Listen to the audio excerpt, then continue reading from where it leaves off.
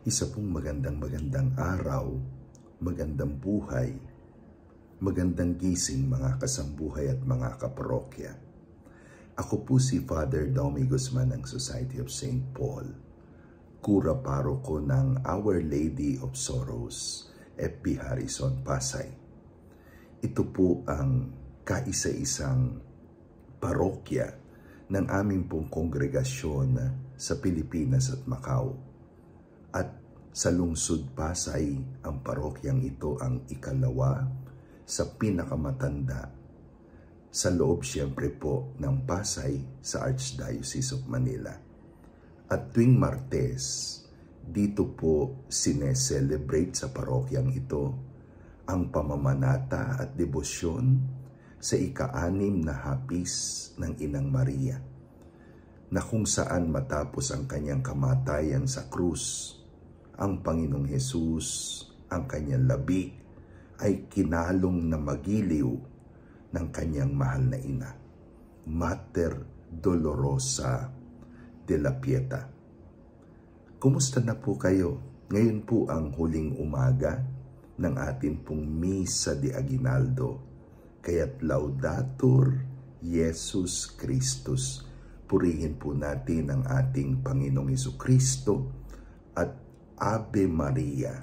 Batiin ang ating mahal na ina, ang inang nagdala kay Jesus sa sinapupunan, hindi sa loob ng 9 na araw, kung hindi sa loob ng 9 na buwan, buong pagmamahal, buong pananampalataya.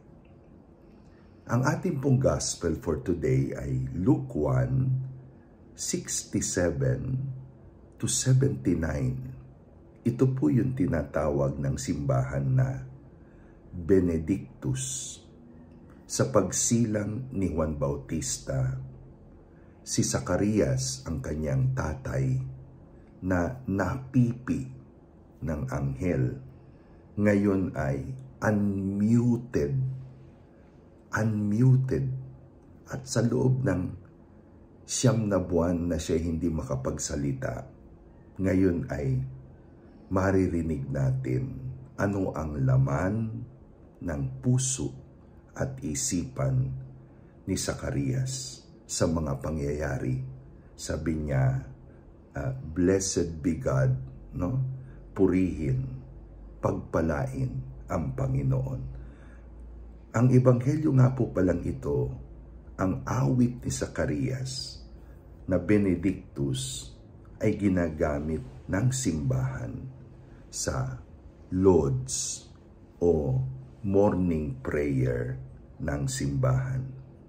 At dito, ang tawag ni Zacarias sa pagsilang ng kanyang anak na si Juan Bautista ay Day Spring, pagsisimula ng araw, bukang liwayway ng kaligtasan, ang paggampan ng Diyos sa lahat ng kanyang pangako kay Abraham, kay David, at sa lahat ng propeta, at sa lahat po ng mga ninuno o forefathers. Samantalang si Juan Bautista ay prophet of the Most High, si Jesus naman ay tatawaging Son of the Most High. Sa kanyang pag-awit, siyempre po yung tono ay hindi na natin alam sapagkat hindi naman ito na-record. Wala pong notations, no? Meron pong 4 na paglalarawan na ginamit ang paring Zacarias, ang tatay ni Juan Bautista, na pwede po nating ilapat doon sa pagdating ng Panginoong Hesus. Una, sabi ni Zacarias sa mga unang bahagi ng kanyang Benedictus, bubuksan ang mga bilangguan, bubuksan ang pinto, opening of the prison door. Ito po ang tunay na ibig sabihin ng kaligtasan, redemption. Tayo ay pinapakawalan mula sa ating pagkabihag, pagkabilanggo dahil sa kasalanan. Pangalawa, ginamit din po ng matandang Zacarias ang paglalarawan ng hindi lamang pagbubukas ng prison door, kung hindi the winning of the battle, ang tagumpay sa labanan. Ito yung sinisimbolize nung horn, no? Horn. The horn is a symbol of power. It is a symbol of victory. Hindi lamang tayo pinapakawalan ng Diyos mula sa bilangguan ng kasalanan, kung hindi sinisira niya ang kaaway, ang kasalanan, kamatayan, kadiliman, in such a way na hindi na ito pwede pang maging threat, strong threat laban sa atin. Pangatlo, cancellation of debts, no? Ang pag-aalis ng mga utang, ito ang ibig sabihin ng remission, no? Idinidismiss ang ating mga utang. Hindi naman natin pwede talagang bayaran ang ating mga utang sapagkat bagamat tayo po ay mga tao, ang ating pinagkakautangan ay Diyos. So, paano mo babayaran ang Diyos? Ikaw lamang isang nilikha ng Diyos. Sa pamagitan ng kanyang pagsilang bilang Diyos na totoo at taong totoo, kinakancel at inaalis ng Panginoong Hesus ang ating mga listahan ng utang. At syempre, ang pang-apat na paglalarawan na ginamit ni Zacarias, opening of the prison door, winning of the battle, cancellation of debts. Pang-apat, isang bagong araw, bukang liwayway, sunrise, no? Wala na ang kadiliman, wala na ang hopelessness, isang bagong simula sa awa ng Diyos ang ibinibigay po sa atin. Sigurado po ako na sa araw na ito marami kayong pagkakaabalahan, no? Pero napakaganda siguro na sa araw na ito tayo din po ay mag-mute tulad ni Zacarias. Mag-mute. I-mute natin ang ating sarili. I-mute natin ang ating paligid. At kahit man lang sa kaunting sandali, atin pong bigyan ang sarili ng panahon na pagnilayan ano ang larawan ng Paskong darating sa buhay natin sa taong ito. Sana po nakapagbigay ng liwanag, nakapagbigay ng init, alab sa araw na ito ang pagninilay po natin sa mabuting balita pagkagising sa umaga.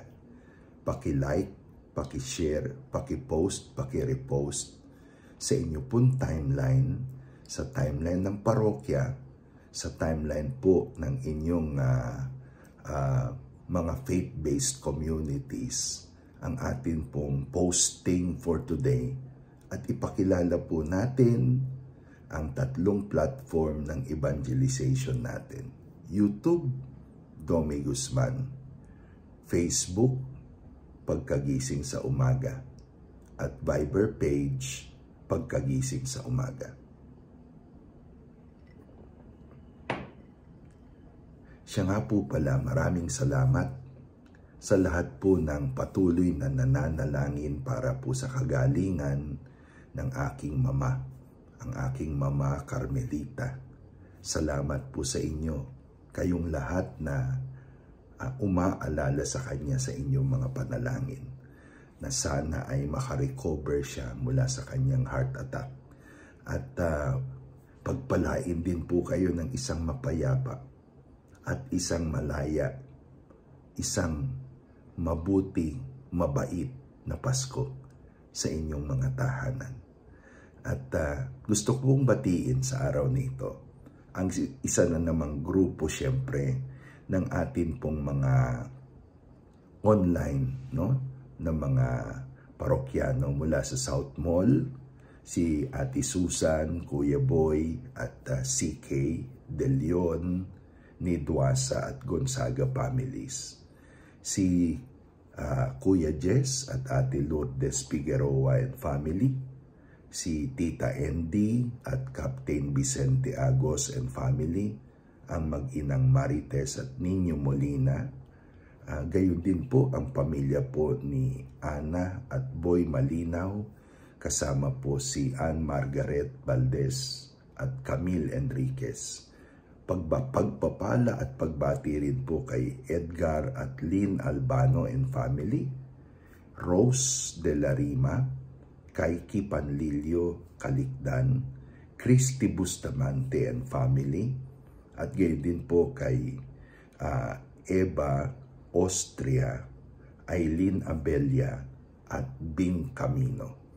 Pagbati pa rin po sa Obias Ledesma family, Janina, Gina, Jessie at Chris Matthew, at gayon din kina Mark Amadeo Balon, Elenita Tiamson, De Celia Andrea Ginto at Susan Alpasan, Andrea Rose, Raul Gonzaga, Rina Navarro, Claudia Soliman, salamat po sa inyong suporta sa ating church project.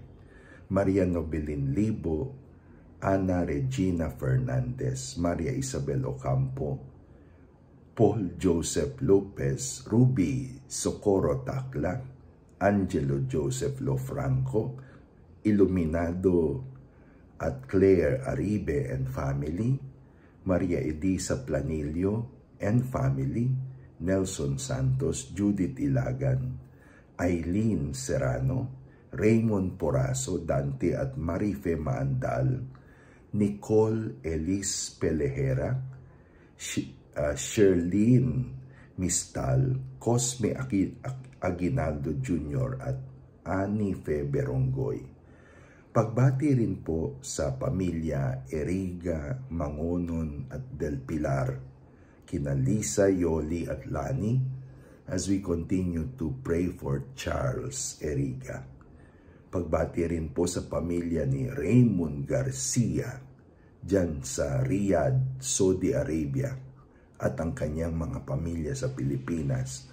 At gayon din ang pamilya ni Joanna Aquino Ramos, ng San Mateo Rizal, kasama ang kanyang mga anak na si Jerina at Juliana. Mga kapatid, let me be the first to greet you this morning, bisperas ng Pasko. Merry Christmas.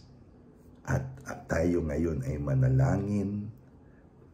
Father of mercies, in the name of Jesus, the King of Mercy, through the powerful intercession of the Immaculate and Sorrowful Heart of Mary, Mother of Mercy, and our spiritual sister in consecration, Saint Teresa of Lisieux, we pray, O Father, pour forth unto us your merciful love, rejected by others, and let us console you in our littleness and darkness today, and to spend the day well. Dear sweet Mother Mary, keep your holy hand upon me. Guard my mind, my heart, my senses, that I may never commit sin. Sanctify my thoughts, affections, words, and actions, so that I may please you and your Jesus, my God, and reach heaven with you. Jesus and Mary, give me your most holy blessings. In the name of the Father, and of the Son, and of the Holy Spirit. Amen. One last time, Maranatha, come, Lord Jesus. Halina, Jesus, halina. Magandang umaga.